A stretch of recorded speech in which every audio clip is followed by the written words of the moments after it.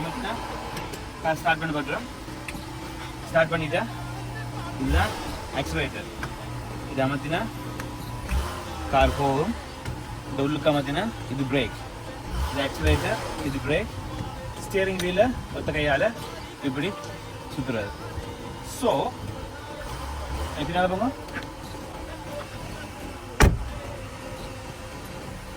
உள்ளே போயிட்டு இப்படியே இருந்து கைக்கூரை கூட்டிட்டு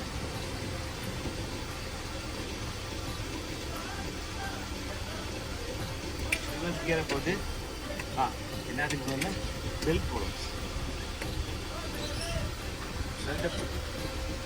அழகான சன்கிளாஸ் போட்டுட்டு போன பாய் டாக்ஸியை பிடிச்சி வாங்க. வீடியோ எடுத்து